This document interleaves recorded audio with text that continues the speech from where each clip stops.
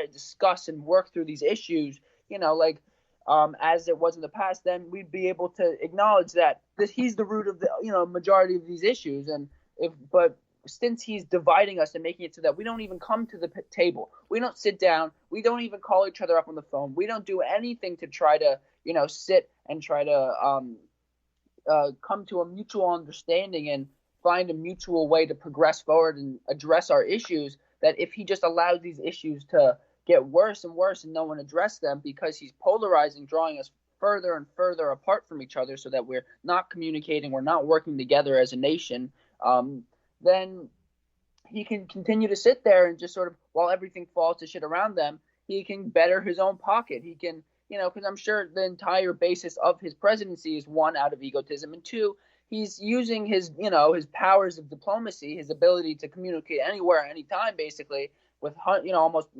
upwards of 100 nations, I don't know the exact number, to, for real estate deals, and which is completely unconstitutional. But we've already seen that the Constitution, although it supposed to be the groundwork of our society, it doesn't limit Trump for doing anything. It doesn't get him impeached. It doesn't do, can't do much against him. So I think that he's simply acting just to try to continue making more money, fueling his self-image, and he doesn't care at all about what happens to the nation. In fact, the whole divisiveness, the whole polarization, he's creating that, he's banking off that, and he loves it.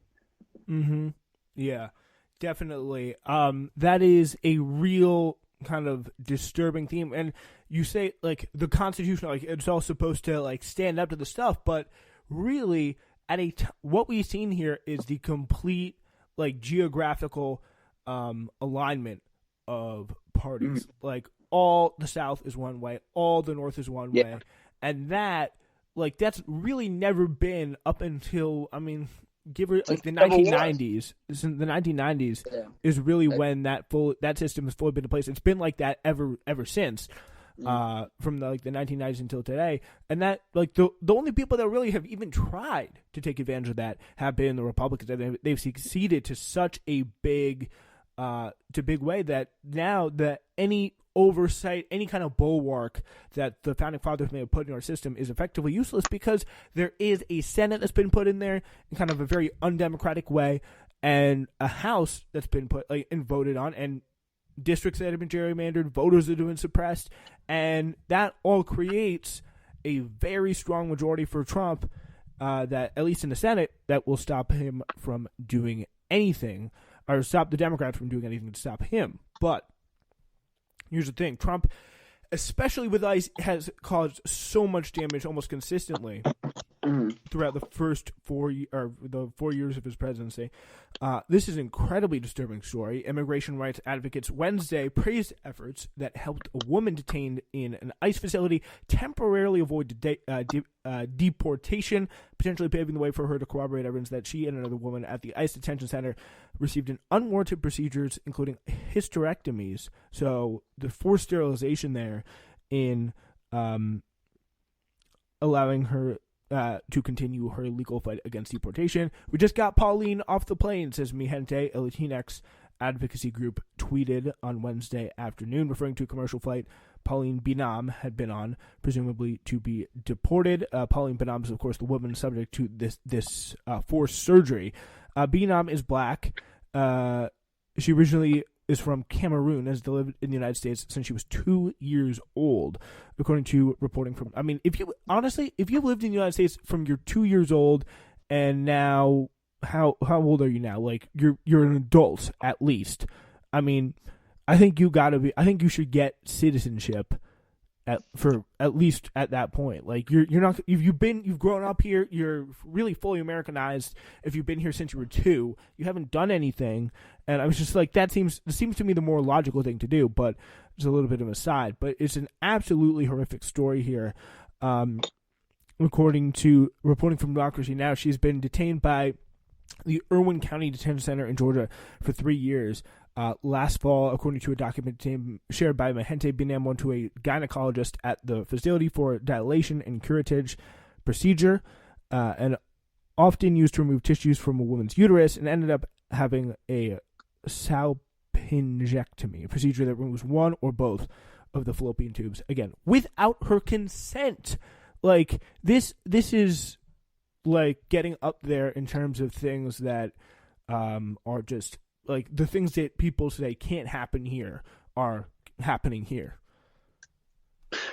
Yeah, it's an extension, it's a continuation of the Republican Party, surely showing that they have no morals, they have no ideology. They're simply the party of obtaining and mongering power, and they continue to do that by asserting control and asserting power over people. And there's one of the most effective ways to do that is to actually strip them of their own individual autonomy, and start to do forced procedures and actually and force them to do things with their body. And that's a process of dehumanization that's strikingly and almost horrifyingly parallel to, things such as the Native Americans genocide and the Jewish and the genocide of, the Holocaust, and just this sort of fascist sort of tendency to continually assert control on every level, because merely that's what it is.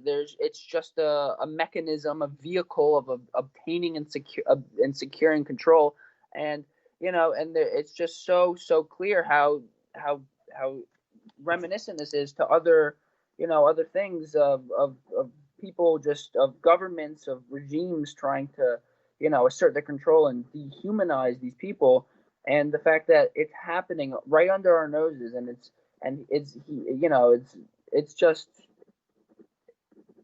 baffling. I can't even put into words to think a forced hysterectomy. It reminds me of a Mengelev, I think, who was at Auschwitz or one of these concentration camps, who would go and do these completely just inhumane, just not even with any basis of science, of these types of experiments on people from the concentration camps, namely twins. And there was some other scientists did this too, but it was just how just the sheer assertion of control, speaks volumes, and is a microcosm of what they're just trying to do as a party. And it's terrifying. And the fact that people not only are not seeing it and calling out for what it is, but are in fact glorifying certain aspects of the way that these immigrants are being treated. I can't even comprehend it.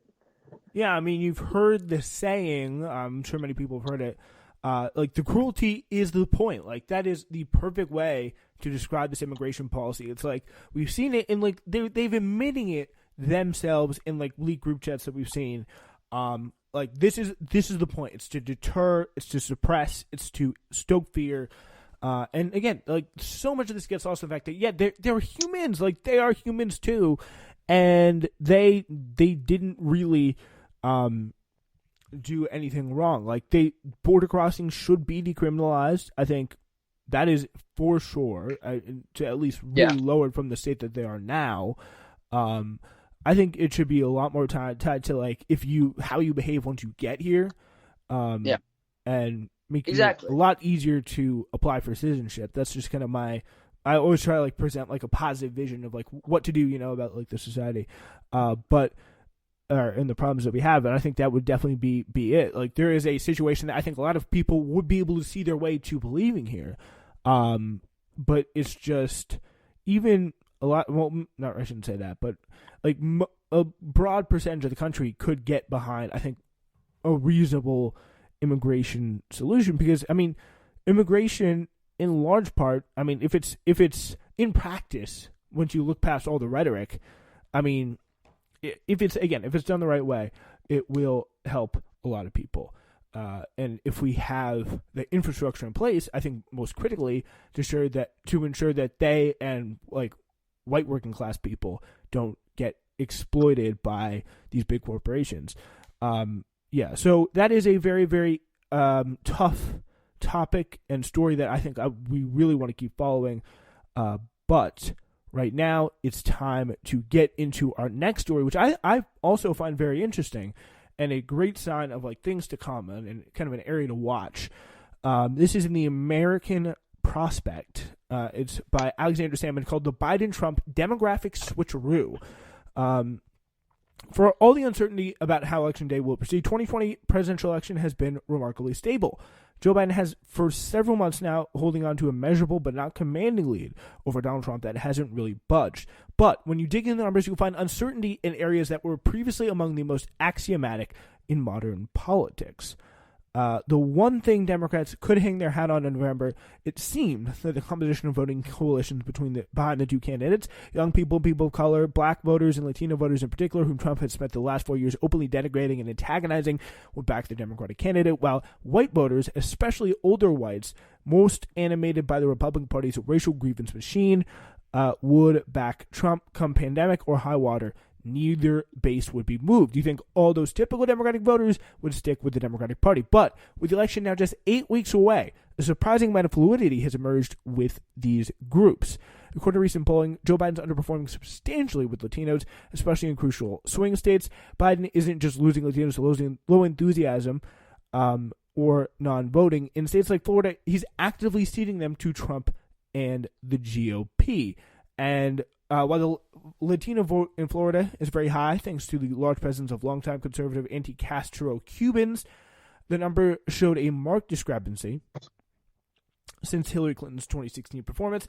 According to polling released Tuesday, Joe Biden's up 55-38 in Miami-Dade County. That's a 17-point advantage. May not seem troubling, but Democrats typically have to bank huge margins in Miami-Dade to overcome their weaknesses in the rest of the state. Hillary Clinton won the county by 30 points and still went on to lose statewide. So if he's up, what is that, only 22 there? Is that right?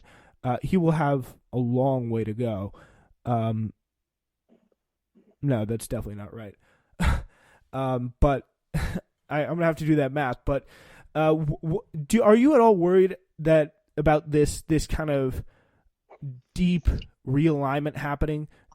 17 points there as opposed to 30 from Hillary Clinton in 2016. Do you worry about this kind of deep alignment happening and really spelling trouble for the future of the Democratic Party?